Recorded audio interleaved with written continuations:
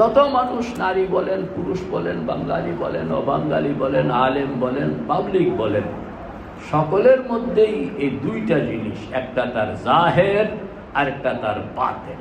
বলেন না, একটা তার জাহের আর একটা তার বাতেন। শরীয়তের হুকুম হইল জাহেরকেও সুন্দর বানাও, বাতেনকেও সুন্দর বানাও। আল্লাহ আল্লাহ পাক বলেন, আমি তোমার অনেক মায়া করে সৃষ্টি করেছি, তোমার জাহেরটাও সুন্দর হইতে হবে, বাতেনটাও সুন্দর হইতে হবে।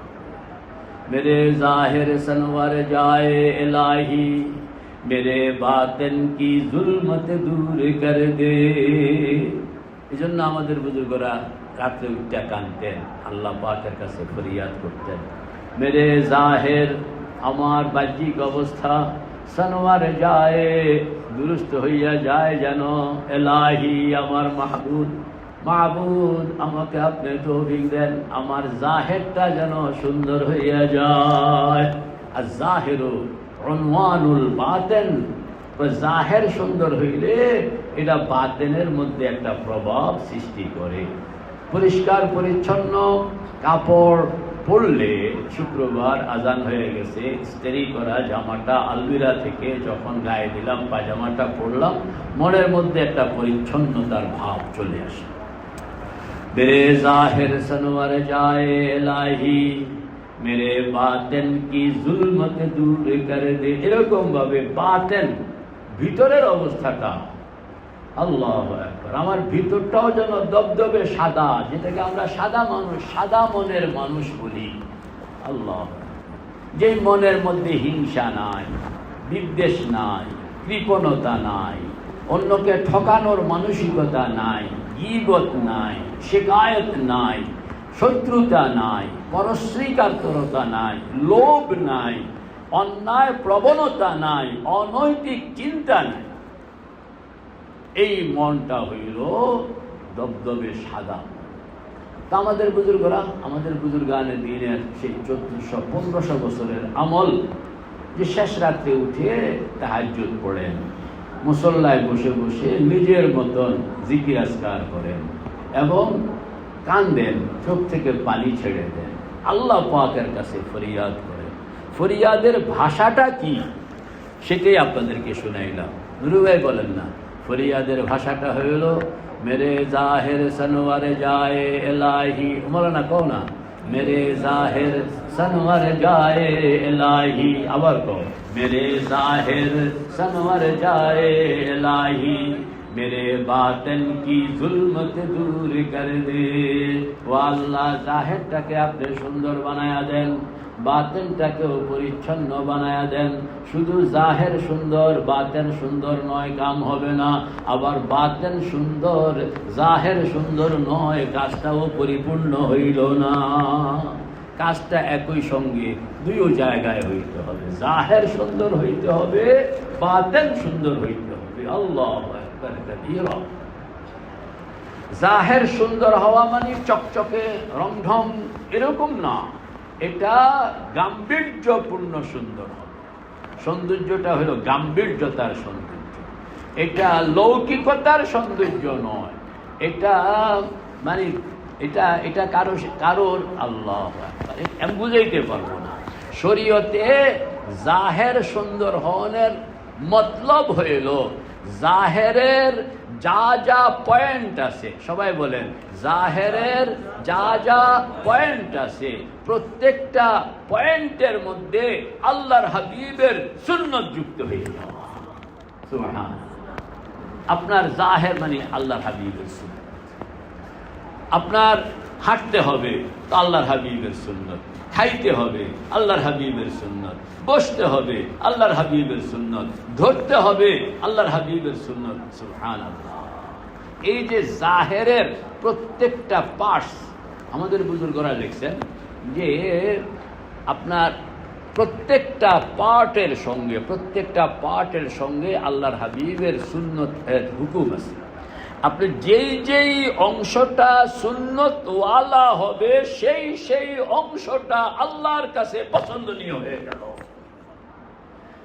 যেই অংশটা এখনো সুন্নতওয়ালা হইল না, জামাটা সুন্নতওয়ালা হইল না, তাহলে এটা আল্লাহর কাছে এই অংশটা অসুন্দর। হাঁটাটা সুন্নতওয়ালা হইল না, তো এই অংশটা আল্লাহ পাকের কাছে অসুন্দর। ধরাটা, আমাদের এক বুজুর্গ ছিলেন, ওনাকে আপনার তরমুজ হাদিয়া দেওয়া হইল। বলেন না কি হাদিয়া? তরমুজ ছিল না, তরমুজ। তো বলে আলহামদুলিল্লাহ নিলাম, কিন্তু এটা কাটতে হবে, কাটার সুন্নত তরিকা বলে দাও। তো মুঝে তো পাতা নেই, তো তাইলে তো मैं इसे खाता नहीं, বলেন না मैं इसे खाता नहीं।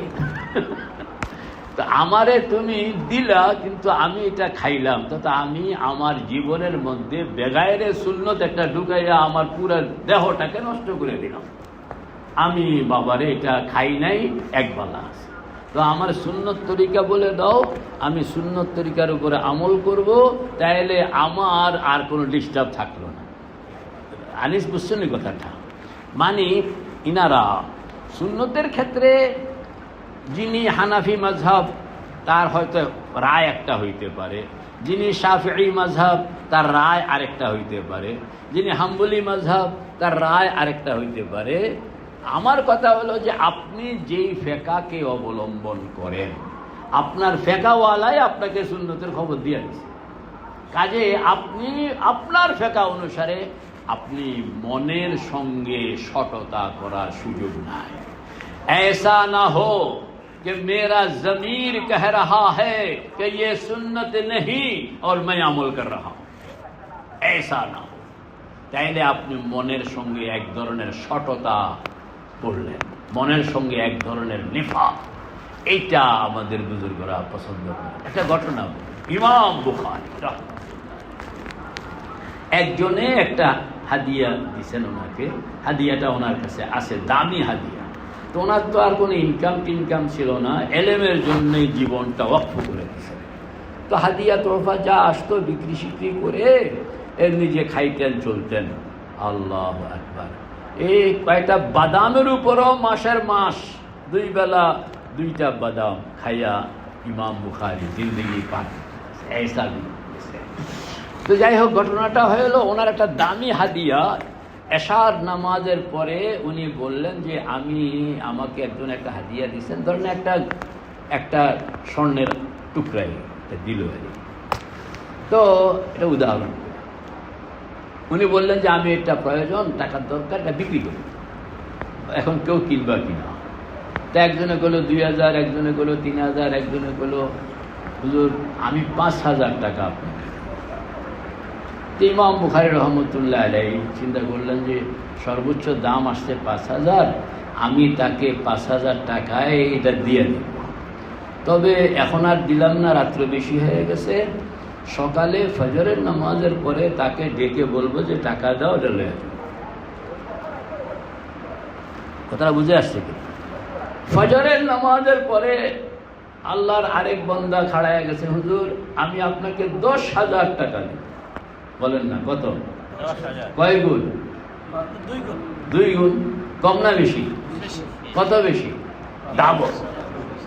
ইমাম বুখারী বলেন যে না, আমি দিব না। বলে উনি কি করলেন, উনি 5,000 ওয়ালাকে ডাইকা না বলে তুমি লইয়া যাও 5,000 টাকা। তো সবাই বলে হুজুর এটা কি টাকা? 10,000 ওয়ালা দাঁড়ান, 5,000 ওয়ালাকে ডাইকা আনবে, হাতে কি? 10,000 ওয়ালা দাঁড়ান আর 5,000 ওয়ালাকে ডাইকা। তো হযরত বললেন যে দেখো, আমি গতকাল রাত্রে এলো 5,000 কইয়া চলে গেছে, আমি তাকে বলি নাই বেচা কিনার মধ্যে ইজাব কবুল লাগে, ইজাব হয়েছে, কবুল হয়নি। কিন্তু আমার মনে মনে আমার একটা সিদ্ধান্ত তখন ছিল যে আমি 5,000 টাকা দিয়ে দিব সকালে। এখন যদি আমি 10,000 টাকা পেয়ে তাকে দিয়ে দিই, তাহলে 1 নম্বর আমি আমার মনের সিদ্ধান্তটার বাইরে গেলাম। আল্লাহু আকবার। এটা আমার কাছে মুনাফিকি লাগে, এই জন্য আমি এটা করব। আমি 5,000 টাকা কম নিব, তবুও আমার মনকে পরিষ্কার। আমার জাহেরের সঙ্গে বাতেনকে অমিল হয়েছে। 2 নম্বর, যে 5,000 টাকা মূলানোর পরে আমি মনে মনে দেওয়ার সিদ্ধান্ত হয়ে গেছে, ফেকার আইনে জরুরি নয়। বলেন, ফেকার আইনে কি নয়?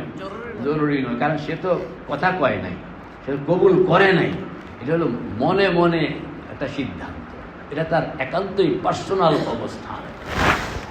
তো আমি যদি এখন 5,000-এর জায়গায় টাকা বেশি দেখিয়া 10,000-এর প্রতি ঝুঁকে গেলাম, তাইলে আমি আমার মনকে লোভের দিকে হাঁটনের জন্য রাস্তা করে দিলাম। লোভ, हवा वो हिर्स वाला दिल बदल दे, हवा वो हिर्स वाला दिल बदल दे, मेरे गफलत में डूबा दिल बदल दे, बदल दे दिल के दुनिया दिल बदल दे, खुदाया फजल फरमा दिल बदल दे।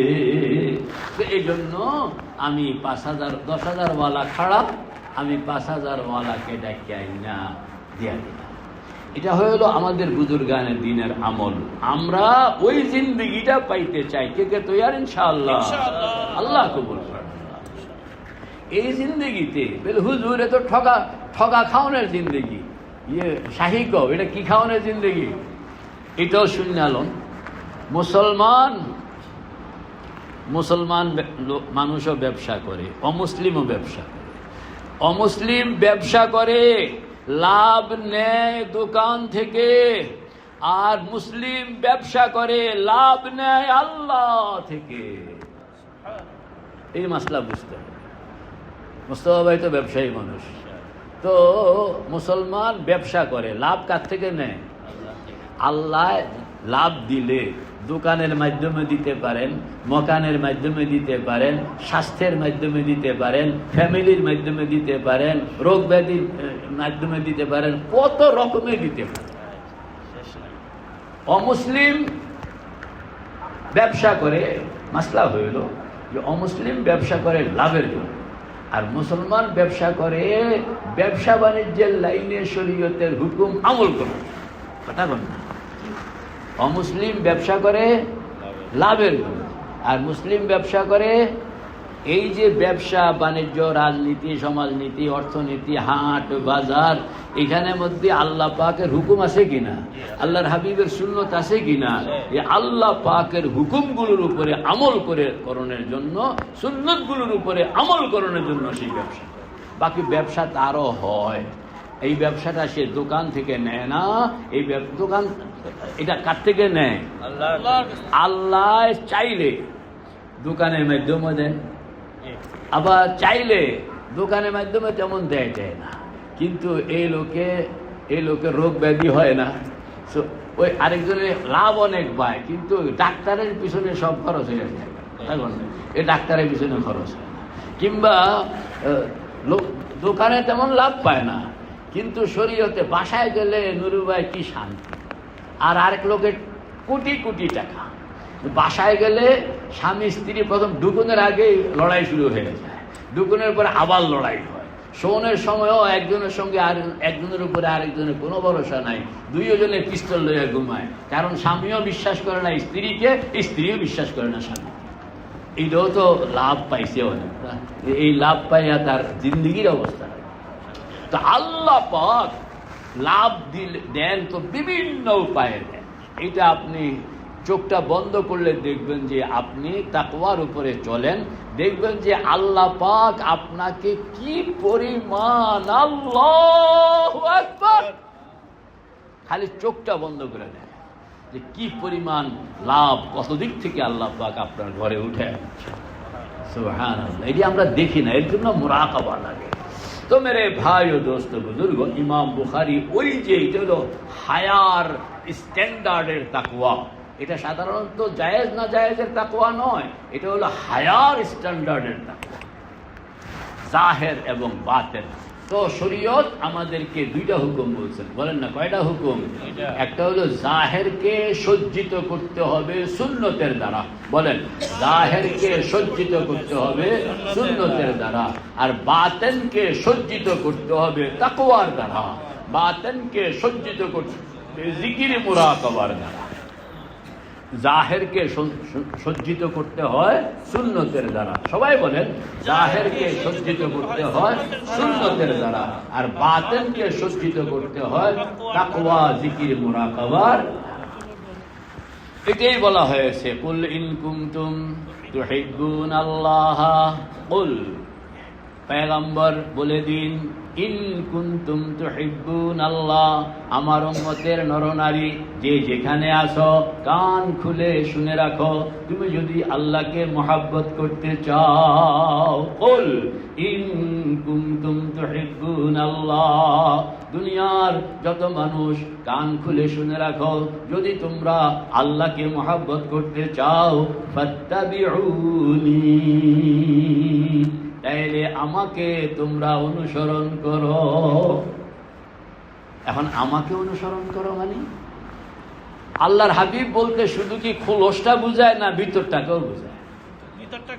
পরিষ্কার বুঝা কোন মুস্তফা ভাই কইলাম আমগো মুস্তফা সাহেব, তো ওনার শুধু এই জামা কাপড় আর আড্ডি গুড্ডিগুলোকেও বুঝায় না, ওনার মন মানসিকতাকেও বুঝায়। উনি বলতে সব, ওনার জাহের ওনার বাতেন সবটা। ফাত্তাবিউনি, আল্লাহর হাবিব বলছেন আমাকে অনুসরণ করো, মানে আমার জাহের অনুসরণ করো, আমার বাতেন অনুসরণ করো, আমার চালচলন অনুসরণ করো, আমার চিন্তা অনুসরণ করো, আমার হাঁটা চলা অনুসরণ করো, আমার ধ্যান মুরাকাবা অনুসরণ, তাইলে হবে কমপ্লিট। শুধু আমি জাহেরকে অনুসরণ করলাম, বাতেনের খোঁজখবর নিলাম না, বরঞ্চ আরে জাহের তৈয়ার হয় বাতেনের কারণে, বাতেন ভালো তো জাহের ভালো, বাতেন খারাপ তো জাহের খারাপ, ঠিক না বেঠিক? তাইলে আমাকে বেশি অনুসরণের বেশি পরিমাণ তাগাদা থাকবে বাতেনকে অনুসরণ। ফাত্তাবিউনি মানে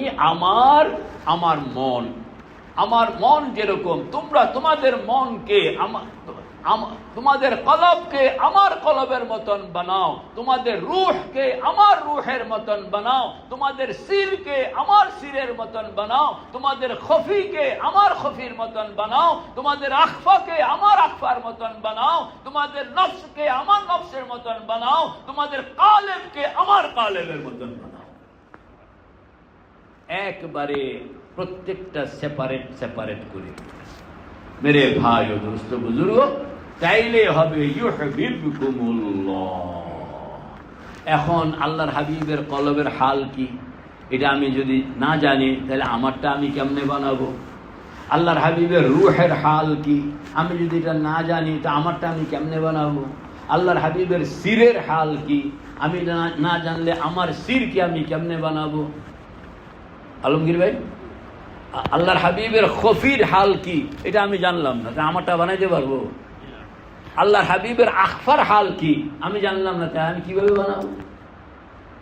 তাইলে এটা অনিবার্যভাবে আমাকে আমার প্রয়োজনে, বলেন না, আমাকে আমার প্রয়োজনে ওইটা জানতে হবে।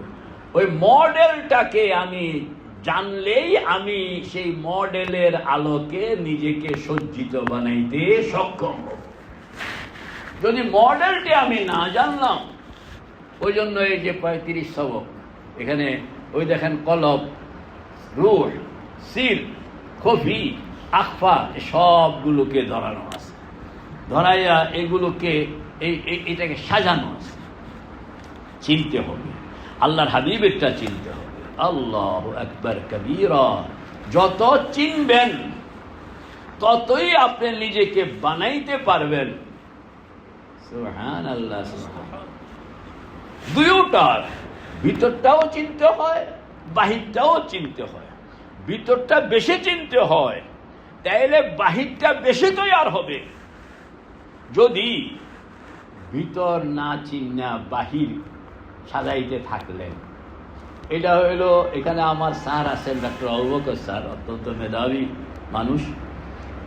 এই ধরনের মেধাবী মানুষ থাকলে, যে মুফতি সাহেব আছে আজকে, আল্লাহ শুকুর, ইনারা মজলিসে থাকলে আমার কথা কইতে খুব আমার ভিতরে খুব জোশ চলে আসে, এটা আমি ইন্টারেস্ট পাই। ভিতরে স্যার, ভিতরে রোগ না সারাইয়া বাইরে যতই কসমেটিক লাগাই, আপনি কি অ্যালাউ করবেন বলেন? আপনার চিকিৎসা বিদ্যা এটা কি অ্যালাউ করবে? কোন বিজ্ঞানী, কোন জ্ঞানী এটাকে অ্যালাউ করবে না। ভিতরে ভিতরে ঝামেলা রাখিয়া বাইরে তুমি এসব করলে কোনো লাভ হবে না, কোনো লাভ। আগে ভিতর পরিষ্কার করো, ভিতরটাকে তুমি নুরানি বানাও। ভিতরটা কিভাবে নুরানি বানানো? ভিতরটা নুরানি বানানো হয় জিক্রুল্লাহর দ্বারা, জিক্রুল্লাহর দ্বারা। আরে ভাই ও দোস্ত, নিজেকে যখন জিক্রুল্লাহর উপরে আনবেন, এই জন্য দুইটা জিনিস লাগে, বলেন না? কয়টা জিনিস? একটা হলো জাহেরকে পরিপাটি করতে হবে, বাতেনকে দোষমুক্ত বানাইতে হবে।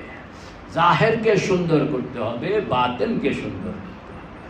सुनो मुझसे दो लफ्जों में ये राज, सुनो मुझसे, এটা লিখে রাখো তোমরা। सुनो मुझसे दो लफ्जों में ये राज, शरीयत वजू है तरीकत नमाज। को शरीयत লাগে, তরিকত লাগে।